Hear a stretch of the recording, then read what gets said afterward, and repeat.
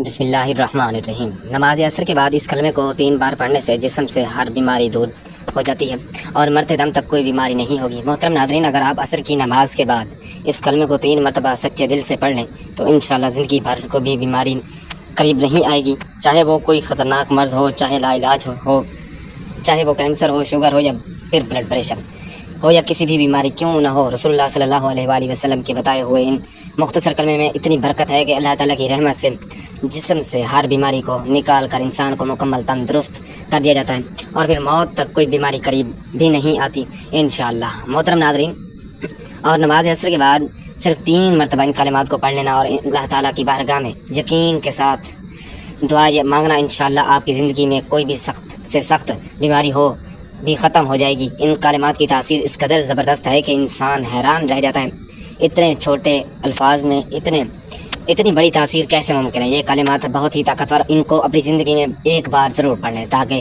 آپ پر اللہ تعالیٰ کی خاص رحمت نازل ہو اور جسم سے ہر قسم کی بیماری کا خاتمہ ہو جائے۔ یہ کلمات انسان کو نہ صرف بیماریوں سے محفوظ رکھتے ہیں بلکہ دل کو سکون عطا کرتے ہیں اور روح کو تازگی بخشتے ہیں۔ ان کلمات کو پڑھنے والا اللہ تعالیٰ کی شفا کا حقدار بن جاتا ہے اور بیماری جو انسان کو برسوں سے تنگ کر رہی ہوتی ہے وہ چند دنوں میں ختم ہو جاتی ہے۔ محترم عزیزوں، نبی پاک صلی اللہ علیہ وآلہ وسلم کی عمر مبارک جب 7 برس کی ہوئی تو آپ صلی اللہ علیہ وآلہ وسلم کی آنکھوں میں تکلیف ہونے لگی۔ آپ کے دادا حضرت عبد المطلب نے مختلف علاج کروائے مگر کوئی فائدہ نہ ہوا۔ آنکھوں کی تکلیف بڑھتی گئی اور حضرت عبد المطلب بے حد پریشان ہوئے کہ آخر کیا کریں، کیا طریقہ اپنایا جائے، کیونکہ ہر دوا اور علاج ناکام ہو چکے تھے۔ اسی پریشانی کے عالم میں ایک جاننے والے نے حضرت عبد المطلب سے کہا کہ اے سردار مکہ، فکر نہ کریں، مکہ مکرمہ کے قریب ایک بازار ہے اور اس بازار کے ساتھ ایک طبیب کا گھر ہے جو نہایت قابل اور دوا بھی دیتا ہے اور دم بھی کرتا ہے۔ اللہ تعالیٰ کے کرم سے جو بھی اس کے پاس جاتا ہے شفا پا لیتا ہے۔ ہم نے خود کئی مرتبہ اسے آزمایا ہے۔ حضرت عبد المطلب نے جب یہ سنا تو دل خوش ہو گیا اور فوراً نبی پاک صلی اللہ علیہ وآلہ وسلم کو لے کر اس طبیب یعنی راہب کے پاس روانہ ہو گئے۔ جب آپ اس کے دروازے پر پہنچے تو وقت شام کا تھا، دروازہ بند تھا۔ حضرت عبد المطلب نے وہاں موجود لوگوں سے اس راہب کے بارے میں پوچھا تو سب سے بڑی تعریف کی اور کہا کہ راہب کے ہاتھ میں بہت شفا ہے، جو بھی مریض اس کے پاس جاتا ہے دوا بھی ملتی ہے اور دم بھی ہوتا ہے، اللہ تعالیٰ کے کرم سے وہ تندرست ہو کر لوٹتا ہے۔ محترم عزیزوں، حضرت عبد المطلب نے جب یہ سنا تو فرمایا کہ اب وہ کہاں ہے؟ لوگوں نے بتایا کہ وہ تو اپنے گھر پر ہے، لیکن دروازہ اب نہیں کھلے گا کیونکہ وہ کئی دن کے لیے عبادت میں مصروف ہو جاتے ہیں اور دروازہ بند کر کے ایک مخصوص وقت تک باہر نہیں آتے۔ اس بار تو ابھی دروازہ بند ہوا ہے اور پتہ نہیں کب کھلے گا، بعض اوقات یا برسوں تک دروازہ بند ہی رہتا ہے۔ یہ سن کر حضرت عبد المطلب بڑے افسردہ ہوئے، دل میں سوال اٹھا کہ اب کیا جائے۔ ابھی وہ سوچ ہی رہے تھے کہ اچانک اس مکان میں زلزلہ آ گیا، دیواریں ہلنے لگیں، چھت لرزنے لگی، یہاں تک کہ قریب تھا کہ وہ مکان گر جائے اور وہ راہب نیچے دب جائے۔ اسی خوف سے راہب فوراً باہر آیا۔ جیسے ہی وہ باہر آیا تو حضرت عبد المطلب کو دیکھ کر پہچان لیا کہ یہ تو مکہ مکرمہ کے سردار ہیں۔ راہب نے کہا کہ سردار کیسے آنا ہوا؟ حضرت عبد المطلب نے فرمایا یہ میرا پوتا بیمار ہے، انہوں نے آنکھوں میں تکلیف ہے، ہر علاج کیا لیکن آرام نہیں آیا، سنا ہے کہ آپ دوا بھی دیتے ہیں اور دم بھی کرتے ہیں، مہربانی فرما کر دعا کریں اور دوا بھی کریں تاکہ میرے پوتے کی آنکھیں ٹھیک ہو جائیں۔ راہب نے جب نبی پاک صلی اللہ علیہ وآلہ وسلم کے چہرے مبارک پر نظر ڈالی تو دیکھتا ہی رہ گیا۔ پھر وہ اندر گیا، غسل کیا، پاکیزہ لباس پہنا، خوشبو لگائی اور اپنے کمرے سے ایک پرانی آسمانی کتاب نکال کر لایا اور نبی پاک صلی اللہ علیہ وآلہ وسلم کے چہرے انور کو غور سے دیکھنے لگا۔ کبھی کتاب کو دیکھتا، کبھی چہرے کو دیکھتا، کبھی نظر صحیفے پر ڈالے، کبھی نظر صحیفے پر ڈالے، کبھی واللیل کی زلفوں کو تکتا، یہاں تک کہ سارے اوراق کو بھی دیکھ لیا اور نبی پاک صلی اللہ علیہ وآلہ وسلم کو سر سے پاؤں تک دیکھ لیا۔ پھر یکدم قدموں میں گر گیا اور کہنے لگا اے نبی پاک صلی اللہ علیہ وآلہ وسلم، میں گواہی دیتا ہوں کہ آپ اللہ کے آخری نبی ہیں اور آپ کے بعد کوئی نبی نہیں آئے گا۔ محترم عزیزو، ابھی اعلان نبوت نہیں ہوا تھا مگر راہب نے اللہ تعالیٰ کی دی ہوئی معرفت سے پہچان لیا کہ یہی وہ نبی ہیں جن کے آنے کی بشارت ہمیں دی گئی ہے۔ حضرت عبد المطلب یہ سن کر بہت خوش ہوئے اور فرمایا اب اس کام کی طرف بھی توجہ دیں جس کے لیے ہم آئے ہیں۔ راہب نے فرمایا کون سا کام؟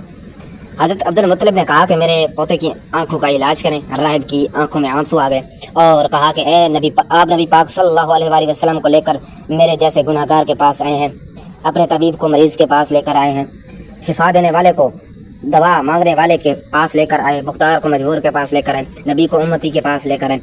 اے عبد المطلب، میں اپنے عبادت خانے میں بیٹھا تھا، اللہ تعالیٰ کی عبادت کر رہا تھا کہ اچانک میرا سارا مکان لرزنے لگا، اگر میں باہر نہ آتا تو مکان کے نیچے آ کر دب جاتا۔ اے سردار مکہ، تیرا یہ پوتا بڑی شان والا ہے، بڑی عظمت والا ہے، بڑے مقام والا ہے، دیکھ اس کے چہرے سے نور کے فوارے نکل رہے ہیں، کائنات کے یہودی اس کے دشمن ہیں، اسی طرح لے کر اس کو نہ پھرا کرو، کہیں کوئی یہودی اس کو تکلیف نہ دے جائے، اس کو اپنے گھر لے جاؤ۔ محترم عزیزو، حضرت عبد المطلب نے فرمایا، آپ نے میری بڑی رہنمائی فرمائی، شکریہ، لیکن اصل مسئلہ تو اپنی جگہ رہا، جس مقصد کے لیے آیا تھا وہ تو حل نہ ہوا۔ تو راہب نے مسکرا کر کہا، اے سردار مکہ، ان کی آنکھوں کا علاج خود ہی انہی کے پاس موجود ہے، آپ کو پتہ ہی نہیں۔ فرمایا، کہاں ہے علاج؟ راہب نے کہا، سردار مکہ، نبی پاک صلی اللہ علیہ وآلہ وسلم کا لعاب شریف نکال کر ان کی آنکھوں میں لگاؤ، یہ بالکل ٹھیک ہو جائیں گے۔ حضرت عبد المطلب نے اسی وقت سرکار دو عالم صلی اللہ علیہ وآلہ وسلم کے منہ سے لعاب نکال کر آپ کی آنکھوں میں لگایا تو آپ کی آنکھیں مکمل مبارک اسی وقت ٹھیک ہو گئیں، جیسا کبھی دکھی ہی نہیں تھی۔ حضرت عبد المطلب نے بڑے حیران ہوئے، اس راہب کا شکریہ ادا کیا، چلنے لگے تو راہب نے کہا، حضور شکریہ تو آپ کا کہ آپ نے مجھے سرکار کائنات کی زیارت کروائی۔ حضرت عبد المطلب نے فرمایا کہ راہب صاحب، آپ کا دم بہت مشہور ہے، سنا ہے کہ آپ جس کو بھی دم کرتے ہیں وہ مریض اسی وقت ٹھیک ہو جاتا ہے، وہ دم کیا کرتے ہیں، وہ الفاظ کیا ہیں پڑھتے ہیں کہ جن میں اللہ نے اتنی تاثیر رکھ دی ہے؟ راہب مسکرا پڑا اور کہا، حضور جب مریض میرے پاس آتا ہے تو میں اللہ تعالیٰ کی بارگاہ میں ہاتھ اٹھا کر کہتا ہوں، یا اللہ، تجھے آخری نبی کی عظمت کی قسم، تجھے اس کے پیار کا واسطہ، اس کی محبوبیت کا واسطہ، اس بیمار کو شفا دے دے۔ پھر میں مریض پر دم کرتا ہوں، اللہ تعالیٰ بیمار کو شفا دے دیتا ہے۔ میرے محترم عزیز و نبی پاک صلی اللہ علیہ وآلہ وسلم نے اپنی پوری زندگی نہایت سادگی سے گزاری، آپ کی خوراک نہایت سادہ تھی۔ کسی بھی شخص کی اخلاق و کردار کا مطالعہ کرنا ہو تو اس کی عادت کے ساتھ ساتھ اس کے لباس اور اس کی گفتگو سے اندازہ لگایا جا سکتا ہے کسی طرح کی زندگی بسر کر رہا ہے۔ نبی پاک صلی اللہ علیہ وآلہ وسلم حکمران ضرور تھے، لیکن اس کے ساتھ ساتھ آپ نہایت متواضع تھے۔ آپ کی خوراک اتنی کم اور سادہ تھی کہ حضرت انس رضی اللہ تعالیٰ عنہ بتاتے ہیں کہ نبی صلی اللہ علیہ وآلہ وسلم کے ہاں کبھی گوشت اور روٹی کا کھانا صبح شام 2 وقت موجود نہیں تھا، شب ہاں، لیکن جب مہمان آئے تو ایسا ممکن ہوتا، یعنی دونوں وقت کھانا موجود ہوتا۔ مہمانوں کے حوالے سے نبی پاک صلی اللہ علیہ وآلہ وسلم کی تعلیمات کو پڑھ کر آگے بڑھتے ہیں۔ نبی صلی اللہ علیہ وآلہ وسلم نے ارشاد فرمایا، جو شخص اللہ تعالیٰ اور یوم آخرت پر ایمان رکھتا ہے، اس سے چاہیے کہ وہ مہمان کی عزت افزائی کریں۔ محترم ناظرین، حضرت محمد مصطفیٰ صلی اللہ علیہ وآلہ وسلم کی ذات سے ہمیں یہ سیکھنے کو ملتا ہے کہ نبی صلی اللہ علیہ وآلہ وسلم کی ذات سے برکت لینا بھی باعث شفا ہے، اور جو بھی دل سے ان سے محبت کرتا ہے اللہ تعالیٰ اس کی دعاؤں کو شرف قبولیت عطا فرماتا ہے۔ اس سے بھی نبی پاک صلی اللہ علیہ وآلہ وسلم کا اخلاق معلوم ہوتا ہے۔ نبی صلی اللہ علیہ وآلہ وسلم مہمانوں کی بہت زیادہ عزت کرتے تھے۔ ام المومنین حضرت عائشہ صدیقہ رضی اللہ تعالیٰ عنہ بیان فرماتی ہیں کہ آل محمد صلی اللہ علیہ وآلہ وسلم نے کبھی لگاتار 2 دن جو کی روٹی سیر ہو کر نہیں کھائی، حتیٰ کہ نبی صلی اللہ علیہ وآلہ وسلم وصال پا گئے۔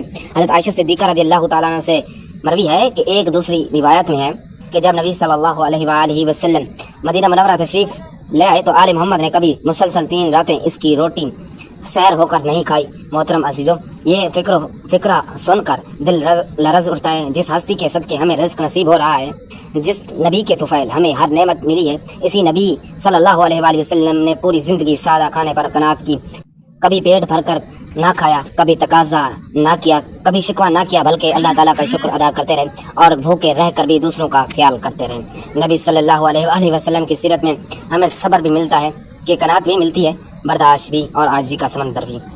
ہمیں وہ لمحات بھی یاد آتے ہیں جب کئی دن گھر میں چولہا نہیں جلتا تھا۔ حضرت عائشہ صدیقہ رضی اللہ تعالیٰ عنہ بیان فرماتی ہیں کہ کبھی 3 دن مسلسل گھر میں کھانا پکا ہی نہیں تھا، اور اگر کچھ ہوتا بھی تو صرف کھجور اور پانی میں گزارا ہوتا۔ نبی صلی اللہ علیہ وآلہ وسلم کو جب کچھ عطا کیا جاتا تو وہ خود اپنے لیے بچانے کی بجائے امت پر لٹا دیتے، کبھی کسی فقیر کو خالی نہ لوٹاتے، کبھی کسی حاجت مند کو مایوس نہ کرتے۔ حضرت جابر رضی اللہ تعالیٰ عنہ فرماتے ہیں کہ نبی صلی اللہ علیہ وآلہ وسلم سے جب بھی کسی نے کچھ مانگا آپ نے انکار نہیں فرمایا۔ محترم عزیزو، آپ صلی اللہ علیہ وآلہ وسلم کا اخلاق نہایت بلند تھا۔ آپ صلی اللہ علیہ وآلہ وسلم نے کبھی کسی کو حقیر نہیں سمجھا، عزت دی، محبت دی۔ شفقت دی، اور یہی وہ خصلت تھی جس نے سخت دلوں کو بھی موم کر دیا، جس نے دشمنوں کو بھی دیوانہ بنا دیا۔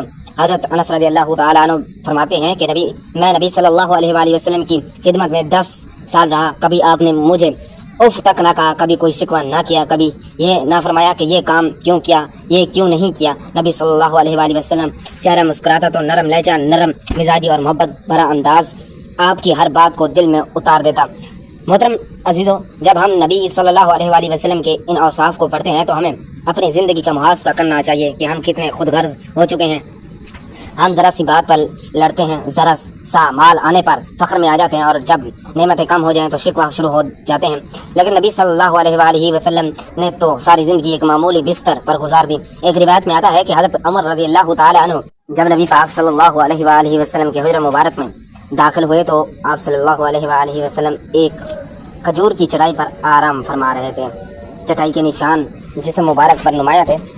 حضرت عمر کی آنکھیں نم ہو گئی۔ حضرت عرض کیا، یا رسول اللہ صلی اللہ علیہ وآلہ وسلم، کیسر و کسرہ ریشمی بستروں پر ہیں اور آپ صلی اللہ علیہ وآلہ وسلم اس چٹائی پر آرام فرما رہے ہیں۔ آپ صلی اللہ علیہ وآلہ وسلم نے مسکرا کر فرمایا، عمر کیا تم یہ نہیں جانتے کہ ان کے لیے دنیا ہو اور ہمارے لیے آخرت؟ یہی وہ سبق ہے جسے ہمیں اپنی زندگی کا حصہ بنانا ہے۔ ہم دنیا کے مال پر نہ اترائیں، نہ کسی کو حقیر جانیں، نہ کسی سے بے رخی کریں، بلکہ عاجزی اختیار کریں، شکر کریں، قناعت کریں اور محبت بانٹیں۔ محترم عزیزو، اگر نبی پاک صلی اللہ علیہ وآلہ وسلم بھوکے رہ کر بھی مسکراتے تھے تو ہمیں بھی اپنی چھوٹی چھوٹی محرومیوں پر شکایات نہیں کرنی چاہیے۔ اگر نبی صلی اللہ علیہ وآلہ وسلم نے کبھی کسی سے بدلہ نہیں لیا تو ہمیں بھی معاف کرنا چاہیے۔ اگر نبی صلی اللہ علیہ وآلہ وسلم نے سب سے زیادہ دوسروں کی فکر کی تو ہمیں بھی دوسروں کے لیے جینا سیکھنا چاہیے۔ یہی سیرت طیبہ ہے، یہی اصل مقام ہے، یہی اصل عشق ہے کہ ہم نبی صلی اللہ علیہ وآلہ وسلم کی زندگی کو پڑھیں، سمجھیں اور اپنائیں۔ ارشاد فرمایا، میرا دنیا سے کیا تعلق؟ دنیا میں میری مثال تو اس مسافر جیسی ہے جو تھوڑی دیر کے لیے کسی درخت کے سائے تلے ٹھہرتا ہے، پھر اسے چھوڑ کر اپنا راستہ لیتا ہے۔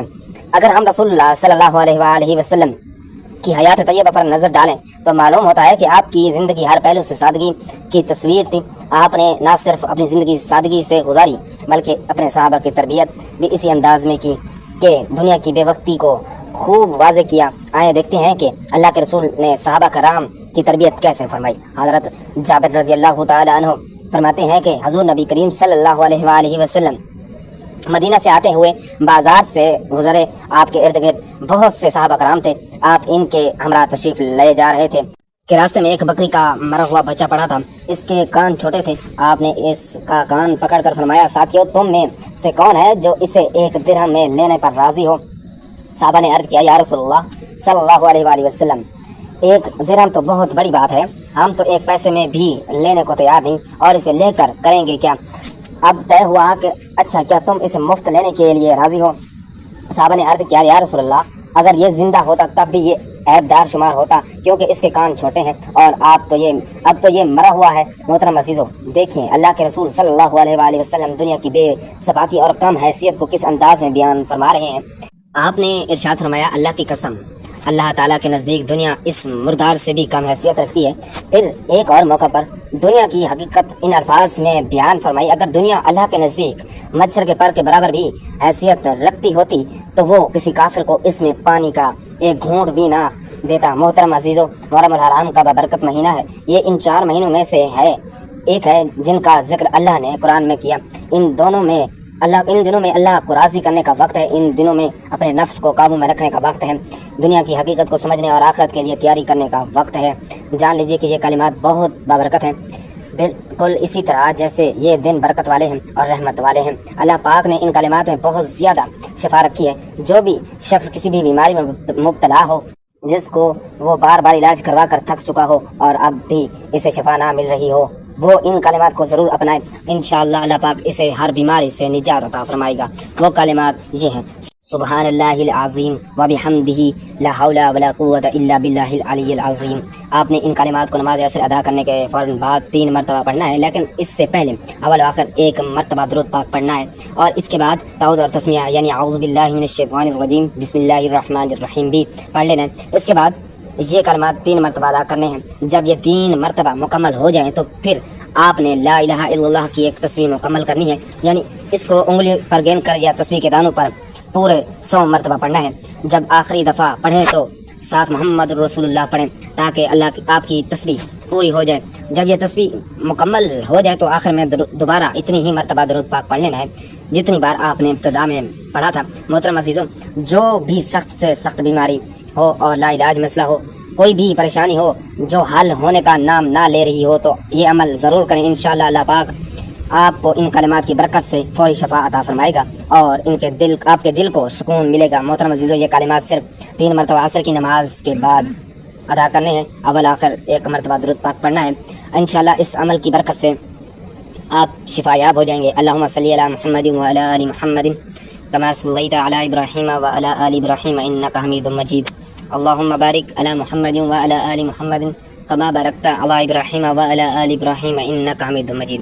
درود پاک پڑھنے کے بعد آپ نے 1 مرتبہ اعوذ باللہ من الشیطان الرجیم اور بسم اللہ الرحمن الرحیم پڑھ کر 3 مرتبہ آپ نے یہ کلمات پڑھنے ہیں، سبحان اللہ العظیم وبحمدہ لا حول ولا قوۃ الا باللہ العلی العظیم۔ جب آپ 3 مرتبہ یہ کلمات پڑھ لیں تو آپ نے ایک مکمل تسبیح لا الہ الا اللہ کی پڑھنی ہے۔ مکمل 100 دانے والی تسبیح ہاتھوں پر گن کر پڑھ لیں یا تسبیح کے دانوں پر۔ جب آپ 99 دفعہ لا الہ الا اللہ پڑھ لیں تو آخر دفعہ آپ نے پورا کلمہ پڑھنا ہے، لا الہ الا اللہ محمد رسول اللہ، اور اس کے بعد آپ نے پھر درود پاک پڑھنا ہے جو آپ نے شروع میں پڑھا تھا۔ اللہ والو، آج کا یہ وظیفہ اور عمل آپ کو بتا دیا گیا ہے، یہ صرف بیماریوں سے شفا کے لیے نہیں بلکہ زندگی کے ہر پہلو میں اللہ پاک کے پاس انعامات کو حاصل کرنے کا ایک ذریعہ ہے۔ یہ طاقتور کلمات ہیں جن میں اللہ پاک نے جسمانی بیماریوں کے ساتھ ساتھ روحانی بے چینی کے لیے بھی شفا رکھی ہے۔ ان کلمات کو جو شخص دل سے پڑھے، اللہ پاک اس کے دل کو سکون عطا فرمائے گا اور اس کے جسم کو ہر قسم کی تکالیف سے محفوظ رکھے گا۔ یہ عمل نہ صرف عام بخار، درد اور جسم کی کمزوری، بلڈ پریشر، شوگر جیسے امراض میں مفید ہے، بلکہ جن بیماریوں کو ڈاکٹر لا علاج کہہ دیں جیسا کہ کینسر، دل کی تکلیف، گردوں کی خرابی، سانس کی بیماری یا دمے کی شکایت، ان سب کے لیے بھی یہ عمل عرش الہی سے شفا بن جاتا ہے۔ اللہ پاک کے فضل سے یہ کلمات پڑھنے والے کو ایسی طاقت ملتی ہے کہ وہ بیماریوں کا مقابلہ صبر اور حوصلے سے کرتا ہے اور اللہ پاک جلد شفا عطا فرما دیتا ہے۔ یہ عمل صرف بیماریوں تک محدود نہیں بلکہ اس کی برکت سے رزق میں کشادگی آتی ہے۔ جو لوگ قرضوں میں ڈوبے ہوئے ہوتے ہیں، جو رزق کی تنگی کا شکار ہوتے ہیں، جو چاہتے ہیں کہ ان کے گھر میں خیر و برکت ہو، تو اس عمل کو اپنی زندگی کا حصہ بنا لیں۔ انشاءاللہ گھر میں خوشحالی آ جائے گی، میاں بیوی میں محبت پیدا ہوگی، اولاد فرما بردار بن جائے گی اور گھر جنت کا نمونہ بن جائے گا۔ جو شخص عصر کے بعد یہ کلمات پڑھے گا، اس کے رزق کے دروازے کھلیں گے اور کاروبار میں ترقی ہوگی، بے برکتی ختم ہو جائے گی اور دل کو وہ روحانی سکون ملے گا جو مال و دولت سے نہیں ملتا۔ ان کلمات کو پڑھنے سے دل مضبوط ہوتا ہے، ہر قسم کے وسوسوں اور بیماریوں سے نجات ملتی ہے۔